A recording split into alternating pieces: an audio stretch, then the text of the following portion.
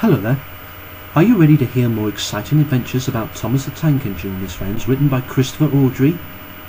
These stories were taken from the book Thomas and Victoria, and our first story is called Overloaded. Toby was worried. So many workmen were needed at the quarry that Henrietta wasn't able to carry them all. Bertie did his best to help, but he couldn't get closer than the quarry gate. "We need another coach to take the men inside," Toby complained. One morning, Bertie didn't feel well, and Henrietta was on her own.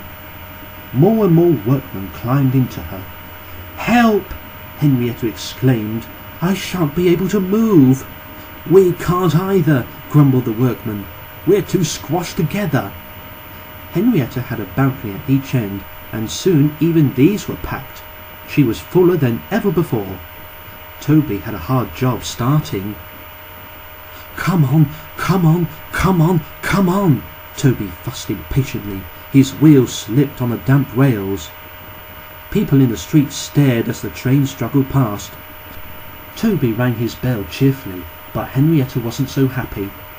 Suddenly, a car came out of the side street in front of them. Toby's driver put on the brakes at once. The train stopped quickly, and some of the workmen were pushed against the railing of Henrietta's front balcony. It bent, but luckily it didn't break. A policeman passing on the bicycle stopped and wrote something in his notebook. "Oh dear," Henrietta said to herself. "That means trouble, I think." She was right. The next day, the inspector came to see the quarry manager.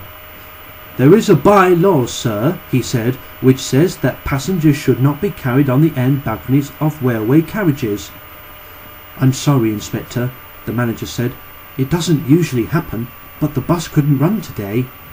"Please make sure it doesn't happen again," said the inspector sternly. The quarry manager telephoned the Fat Controller to see if he could help. The Fat Controller wasn't hopeful, and the quarry manager went home to tea, shaking his head sadly. A few days later, Thomas stopped at the station by the river. As they waited, he heard a buzzing noise from behind the hedge near the platform. Suddenly, there was a rustling and a loud crash. A man's head appeared above the hedge. He saw a saw in his hands. "It's nice to see the railway once more," he said cheerfully. "It's been like a jungle in here." Later, Thomas stopped there again.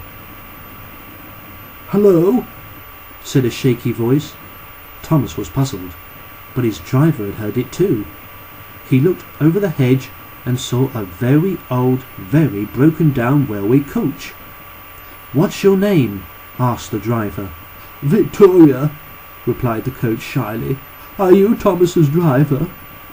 But before he could answer, the guard's whistle blew, and they had to go. At the top station, Toby told Thomas about the workmen.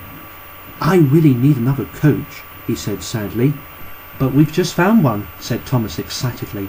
"She's in the orchard near the river, and she's old and lonely." "She's got no wheels and her roof leaks like a sieve," interrupted Thomas's driver. "Don't even think about it." But Thomas did think about it and asked the Fat Controller. The Fat Controller listened, made some arrangements, and then telephoned the quarry manager. "Good morning, Toby and Henrietta," the manager greeted them the next morning.